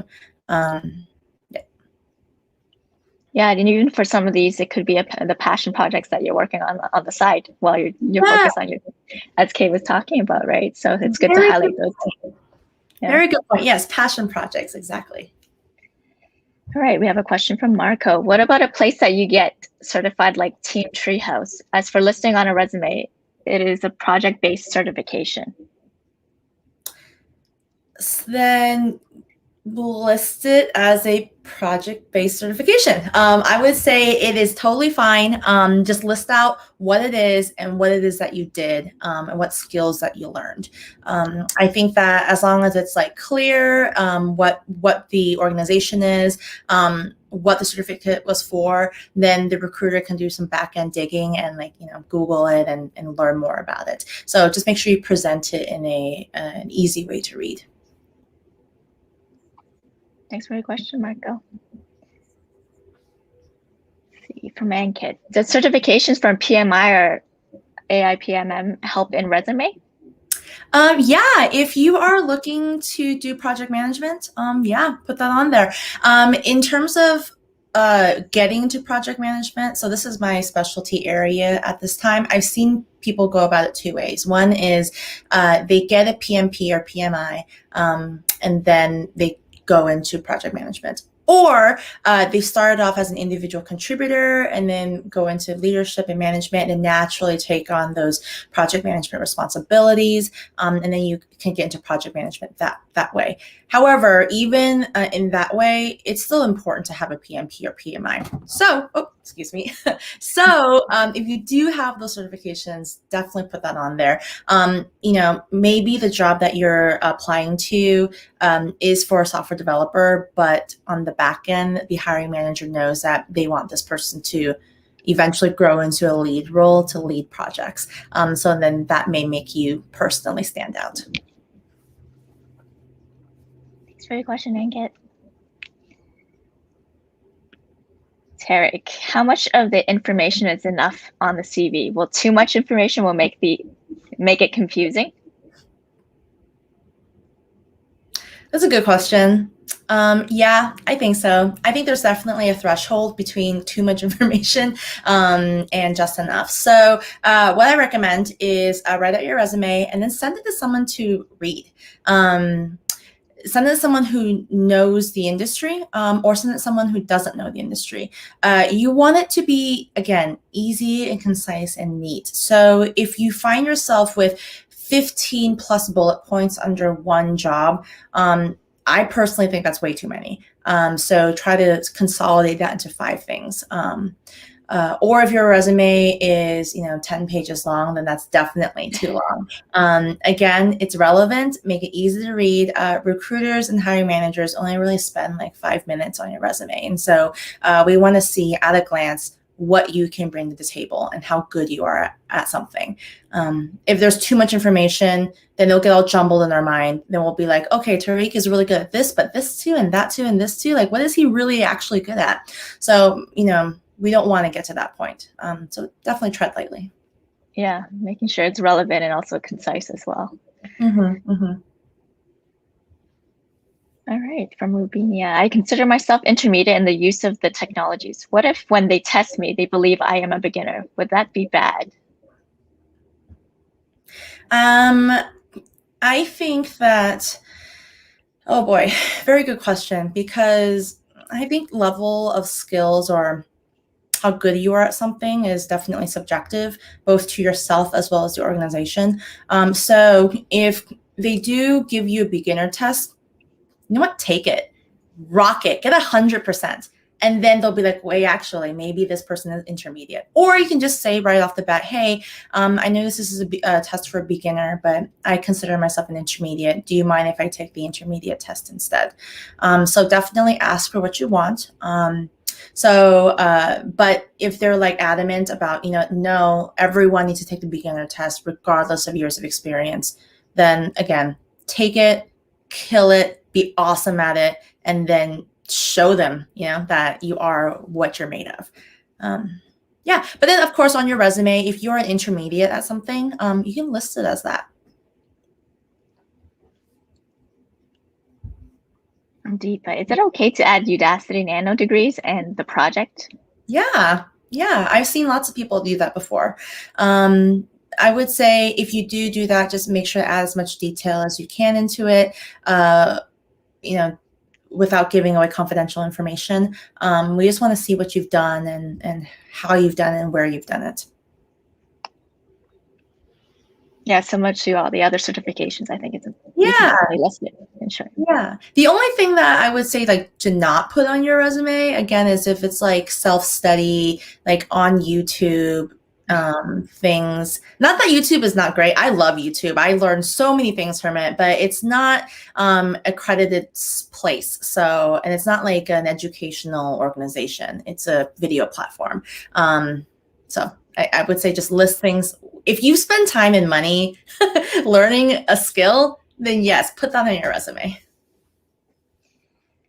All right, Deepa with another question. Also, do we have to separate sections for academic and certificate sections separately? I've seen this two ways. One is, yes, they do separate it. So it just does, they do education, and then the second section is certifications or continued education. And then the next one I've seen is where they group it all into one. So it depends on what you want your resume to look like. If you do group your education and your certifications all into one space, just make sure to label it as so. And then put your most recent experience at the top. If you want, one of the reasons why people would want to create two different sections is because they want their MBA to be at the top of the education section versus a PMP certification. If they got their PMP afterwards. Oops. So I hope that answered your question. Thanks, Deepa. From Daniel, how good is online certification compared to those given at on-site training facility? An employer told me he does not recognize Coursera certification. Interesting question. Yeah, that's a really interesting question as well. I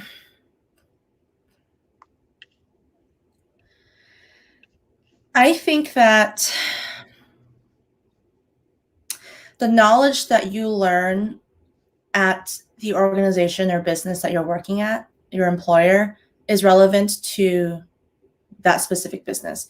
So for example, I worked at Randstad Technologies before. I took a lot of courses there, but they were for Randstad Technologies. Now that I'm at Google, I'm learning a lot from Google, education, but it's only for Google.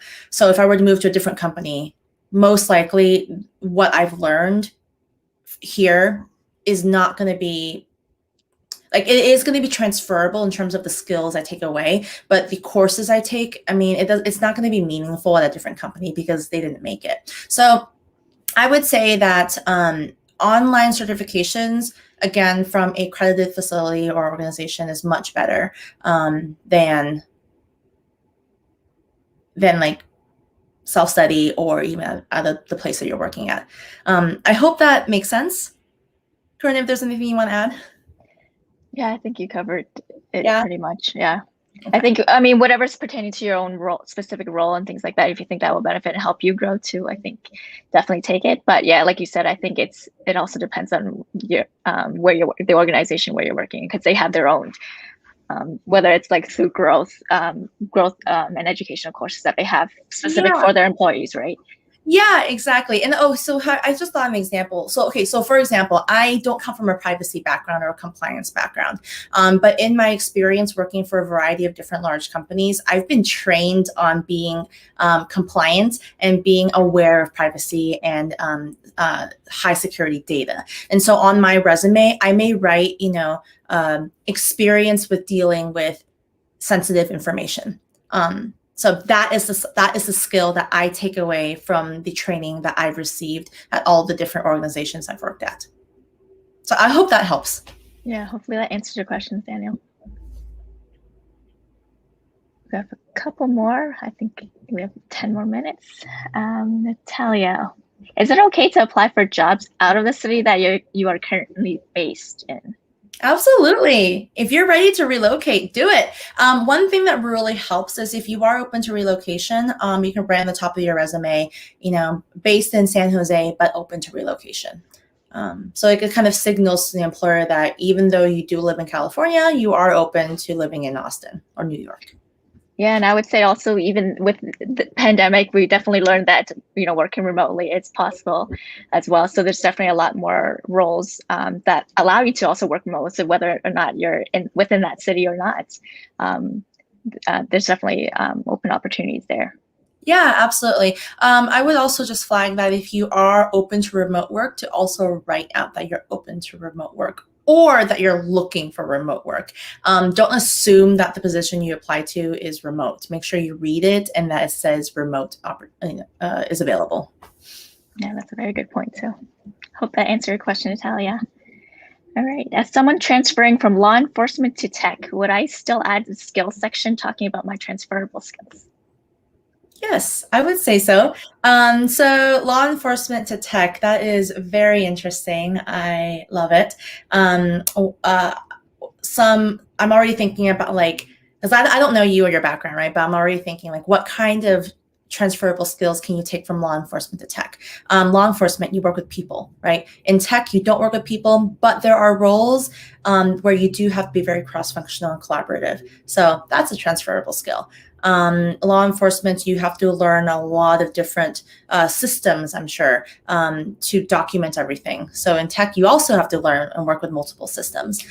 So yes, try to dig into your law enforcement background, take away the soft skills, some technical skills if you have, and then put on what else you've learned to kind of pad your skill set for tech. Great question. Mm-hmm. All right. What are immediate disqualifiers for a resume? Example, if I see blank on a resume, it's immediately going to the circular file. I'm sure a lot of people have these questions for recruiters. That is a funny question. I like it because I'm a pretty open-minded individual, and so there isn't very much that would make me immediately be like, I don't want to even talk to this person at all. But one thing that does is if the resume looks bad, if the organization is very poor, if there are periods everywhere, if there are different fonts, different sizes, if it's just like listing things without like any content, then yeah, it goes away. If, for example, if you haven't worked since 2013 because you've taken a 8-year sabbatical, but then you don't list why you've taken an 8-year sabbatical or that you have even done that, then most likely I won't even give you a call. So I would say just be proactive in terms of writing out exactly what's going on in your life, and then make it look good. Great question, Perry. Yeah, very good question. As a new graduate, how can we prepare for APM programs at different companies, especially the one that Google has in place? Does experience in SDE role help?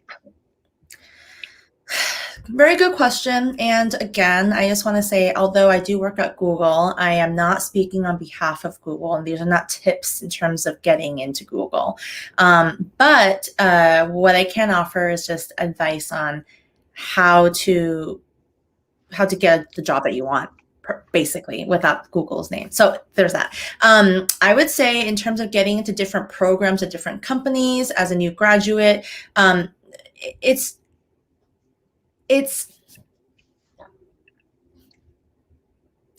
about match to the program you're trying to get into. So if you are looking to get into an engineering program at a company, right, but you've graduated in communications with no software development background, you're most likely not going to get the job because you're not a fit, because you don't have the skills for it. So it's kind of preparing yourself and like gussying up for the role. It's like you're going on a date with this person, right? Or with this program. You want to make sure you're prepared and you're ready, you have your best suit on. And as a new graduate, one, you are coming out of school with a degree, which is great. But again, it has to be relevant and it has to make sense. And so just definitely tailor your resume for the program you're trying to get into, and begin to make decisions, professional experiences in your life that is going to help you get that experience that you need. Hope that answered your question, Amy. Yeah, I hope that answers your question. I think we have time for just one more question, and that will be from Daniel. Do you prefer going for a certification then expand your knowledge later, or the other way around? Some institutions have made it a must-to-have certificate for you to be considered for work.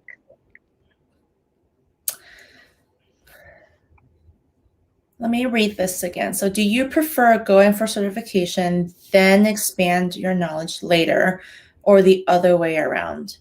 Some institutions have made it a must-to-have certificate for you to be considered for work. Okay. So I would say that although some institutions make it a must for you to have a certificate to be considered, others don't. So it really just depends on the place you're trying to get into. For example, a lot of places I've worked at, including my agency world, I worked with a lot of different medium-sized companies in the greater Seattle area. They'll say things like, must have a bachelor's degree in computer science or equivalent experience to a degree, So there's that. I would say that even with program management, either you have a program management, a PMP, or you have the equivalent years of experience as a program manager. So it really depends on the path you want to take. It's like the game of life. You can either start working and move that way, or you can go to college and then start working. So there are two different ways. I don't recommend one over the other. It really depends on where you are in your life, what your finances are like, what's important to you. Are you comfortable with learning on your own, or are you comfortable with someone teaching you? So Hope that answered your question, Daniel. And I know we're just at time, so we're going to wrap it up. But thank you so much today, Winnie, for joining us, and your cat behind you. We hope you all found it super helpful. These were very helpful and insightful tips that Winnie had shared today. So hopefully I'll help you to tailor your own resume and cover letter as you prepare for any upcoming role that you're looking to apply for. And with that, thank you everyone for joining Elevate today. And a huge kudos to both our wonderful speakers, Kate and Winnie. We hope you all enjoy the sessions.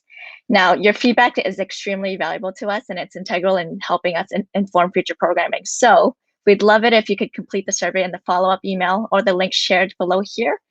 Once completed, you'll also be able to obtain a certificate of participation, which we'll be sharing that with you in the weeks to come. And we hope to see you all again next month. All our upcoming schedules and topics are available on our website at go.gle/elevate. So the link is also provided here. Until then, take care and stay safe. Bye, everyone.